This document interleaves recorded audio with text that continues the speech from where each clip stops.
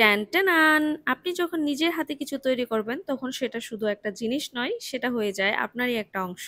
আলো শুধু বিদ্যুতে জ্বলে না, আলো জ্বলে সৃজনশীলতায়, যত্নে আর হৃদয়ে।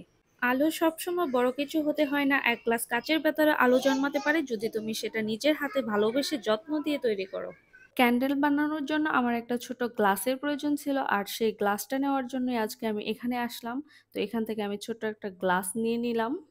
ছোট একটা ঝিকিমিকি লাইটের প্রয়োজন ছিল, আর এটা নেওয়ার জন্যই আমি অন্য একটা স্টলে চলে আসলাম। এখান থেকে এই ঝিকিমিকি লাইটটা নিয়ে নিলাম। এই লাইটটা দিয়েও একটা আইডিয়া ছিল আমার মাথায়, তবে এই ভিডিওটা এখন কমপ্লিট করা হয় না। যদি কমপ্লিট করা হয় আপনাদের সাথে শেয়ার করবো ইনশাল্লাহ। ছোট অথবা বড় কাজ দুটার জন্যই প্রয়োজন হয় ধৈর্য, সময় আর সৃজনশীলতা। এখন আমরা যে জিনিসটা তৈরি করব সেটা হচ্ছে সবুজ শুকনো পাতা, রঙিন ফুল আর শুভ্রতায় ভরা টয়লেট টিস্যু দিয়ে। আর তার পাশাপাশি রয়েছে আমাদের কারিগরি হাতের মিশ্রণ। লণ্ঠনটা বানানোর জন্য আমাদের প্রথমে ফেভিকলের সাথে পানি মিশিয়ে এটাকে একটা মিশ্রণ তৈরি করে নিতে হবে। মিশ্রণটা হতে হবে হালকা পাতলা, যেহেতু আমরা পাতলা টয়লেট টিস্যুতে ব্যবহার করব। টয়লেট টিস্যু আর সবুজ লতাপাতা দিয়ে চেষ্টা করেছি প্রকৃতি আর আলোর কিছু বন্ধন তৈরি করতে। প্রকৃতি ও আলোর বন্ধন তৈরি করার জন্য আমাদের প্রথমে প্রয়োজন হবে একটা ফুলানো বেলুন এবং টয়লেট টিস্যু এবং একটা গ্লু। পুরো লণ্ঠনটা তৈরি করার পরে আলোটা যখন জ্বলে ওঠে তখন মনে হয় যেন আকাশ ভরা মেঘ ভেঙে আসা বিকেলের রোদের মতন। এই লণ্ঠনটা শুধু একটা লাইট সোর্স না, এটা একটা মুড লিফটার। এটা এমন একটা জিনিস মন খারাপের দিনেও একটা রঙিন উৎসব এনে দেয়। নিজের ক্রিয়েটিভিটিকে ভেঙে চুরে রিসাইকেল করে নিজের হাতে কিছু বানিয়ে ফেলার মধ্যেও একটা শান্তি রয়েছে। আর এই লণ্ঠন, এটা আমার সময় ও ধৈর্যের প্রতিফলন। যখন জীবন জটিল লাগে তখনই কিছু তৈরি করি যেটা আমার মনকে আবার শান্ত করে দেয়, যা শুধু আলো নয়, নিজেকে উজ্জ্বল ও নতুন করে তোলে। এই ল্যাম্পটা বানাতে আমার অনেক সময় লেগেছে, তবে প্রতিটা ভাঁজে ভাঁজে লুকিয়ে আছে আমার ভালো লাগা।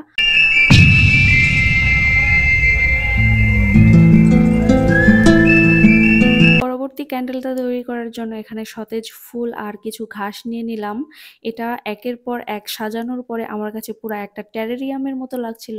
আমার ইচ্ছে করছিল যে টেরারিয়ামটা আমি বছরখানেকের জন্য সংরক্ষণ করে রেখে দিই, তবে আফসোস এখানে কোনো টেরারিয়াম তৈরি করা হচ্ছে না, এখানে একটা ক্যান্ডেল তৈরি করা হচ্ছে, যা আপনারা ধাপে ধাপে দেখতে পাবেন। যদিও আমি এখানে শুধু ফুল আর ঘাস ব্যবহার করেছি, আপনারা চাইলে এখানে নুড়ি পাথর, ছোট ছোট ঝিনুক এবং বিভিন্ন ধরনের পুঁতি অ্যাড করতে পারেন। তো এখানে আমি কিছু পানি অ্যাড করে দিয়ে এদেরকে একটা সমুদ্রে তৈরি করে ফেললাম। তাদেরকে পানি দেওয়ার সাথে সাথেই তারা সম্মানিত বোধ করে একদম উপরে উঠে গেল, তো তাদেরকে আমি নিচে নামানোর চেষ্টা করলাম। ফুল আর গাছগুলোকে নিচে নামানোর চেষ্টা করতেই তারা আমার কাছে একটু কালারফুল হওয়ার জন্য ডিমান্ড করলো। তো তাদের ডিমান্ড পূরণ করার জন্য আমি এখানে কিছু জড়ি অ্যাড করে দিব। প্রথমে আমি সবুজ রঙের জড়ি অ্যাড করে তাদেরকে একটু মিক্স করে খুশি করে নিলাম। পরবর্তীতে আমি তাদের মাঝে একটু লাল রঙের জড়ি অ্যাড করে দিব। তো ছোট্ট এই গ্লাসের সমুদ্রটাকে ক্যান্ডেলে তৈরি করার জন্য আমাকে এখন মোমকে ভালোভাবে রান্না করতে হবে। উইদাউট পানি ছাড়া কিভাবে আপনি মোম রান্না করবেন সেটাই আজকে আপনাকে শিখিয়ে দিব। উইদাউট পানি ছাড়া মোম রান্না করার জন্য প্রথমে প্রয়োজন হবে একটা পাত্র, আর সেই পাত্রের মধ্যে ৩-৪টা মোম নিয়ে ভালোভাবে তাপ দিয়ে তাদেরকে গলিয়ে নিতে হবে এবং সেখানে অ্যাড করতে হবে লাল ও সবুজ রঙের জড়ি। আপনারা চাইলে যে কোনো কালার অ্যাড করতে পারেন। তো এই গরম গরম মোমটাকে এখন আমি সমুদ্রের মাঝে সার্ভ করে নিব। দেখতে খুবই অপূর্ব লাগছিল। উইদাউট পানি ছাড়া মোম থেকে উদ্ধারকৃত সেই সাদা রঙের সুতাটাকে আপনি এই ক্যান্ডেলের মাঝ বরাবর রেখে দিবেন। মাঝ বরাবর রাখার জন্য 2টা কাঠির প্রয়োজন হতে পারে। তো এখানে আমি একটা রিং পেয়ে গেছিলাম, তো রিং এর সাহায্যে আমি এই সুতাটাকে মাঝ বরাবর রেখে দিলাম, কারণ এই সুতাটাতেই আমাদের আগুন দিতে হবে এবং ক্যান্ডেলের পূর্ণাঙ্গ ভাবে জীবন দান করতে হবে। দুনিয়ার সবকিছু যদিও পানি দিয়ে জীবন দান করতে হয়, তবে একমাত্র এই মোমকেই আপনি আগুনের মাধ্যমে তার জীবনকে পরিপূর্ণ এবং পূর্ণাঙ্গ জীবন দান করতে পারেন। ক্যান্ডেলটাকে পূর্ণাঙ্গ জীবন দেওয়ার আগে একে আমরা ঠান্ডা করার জন্য ফ্রিজের মধ্যে রেখেছিলাম, তো ফ্রিজ থেকে বের করে এখন আমরা তাকে পূর্ণাঙ্গ জীবন দান করব। আপনারা হয়তোবা কল্পনাও করতে পারেন নাই তাকে পূর্ণাঙ্গ জীবন দেওয়ার পর সে দেখতে কতটা সুন্দর হয়েছিল। এখন হয়তো দেখে বুঝতে পারছেন যে আসলে এই ক্যান্ডেলটাকে কত সুন্দর লাগছিল দেখতে। কিছুটা দেখতে টেরেরিয়ামের মতো দেখতে হলেও এই ক্যান্ডেলটাকে আমি কিছুদিনের জন্য সংরক্ষণ করে রাখার চিন্তা ভাবনা করছি। এক পর্যায়ে আমি এই ক্যান্ডেল থেকে মোমটাকে আলাদা করে পানির মধ্যে কিছু ভিনেগার অ্যাড করে রেখে দেব কিছুদিনের জন্য। কমপক্ষে তো 2 থেকে 3 দিন চলবে।